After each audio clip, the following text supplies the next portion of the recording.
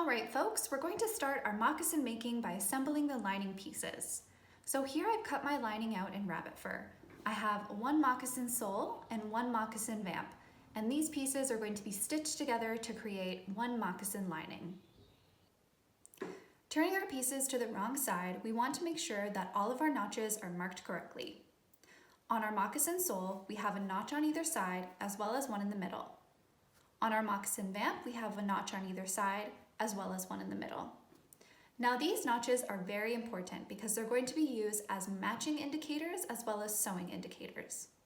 Now if you're using a fur for the lining that's quite bulky, I would advise to cut any excess fur around the edge of the piece. This will help eliminate bulk.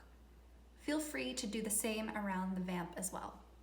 When sewing all of our pieces together, we're going to be using a glover's needle as well as sinew. We're going to start by tacking the lining pieces together. We're going to tack in 3 places.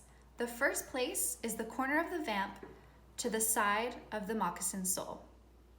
Then the middle notch on the vamp to the middle notch on the moccasin sole, and then back to the other corner of the vamp to the other side of the moccasin sole. Now when stitching, we're going to be using a whip stitch, and we're going to be stitching at a 1/4 inch seam allowance. For the first tack, you're going to want to loop around the fabric about 2 to 3 times to secure it into place.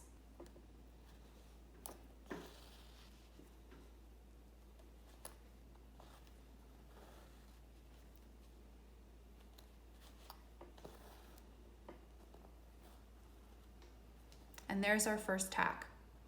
We're going to want to do the same in the middle and on the other side notch. For the next step, we're going to be using a puckering technique to pucker all of this excess material into the lining vamp.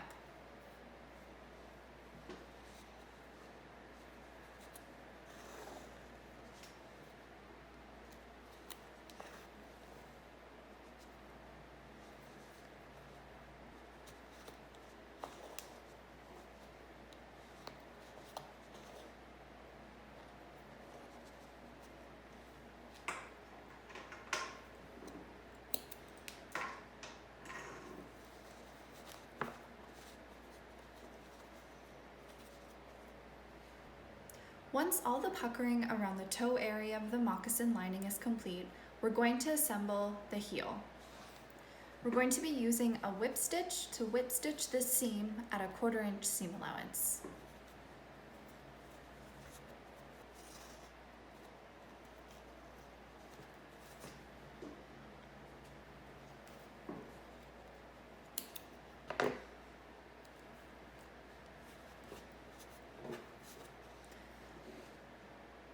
Once the seam is completed, we're going to flip the moccasin over, pushing these 2 seams together.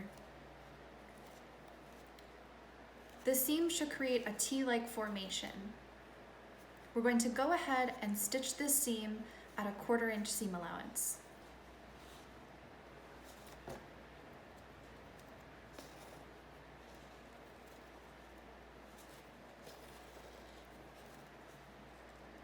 Check back tomorrow for a tutorial on beadwork.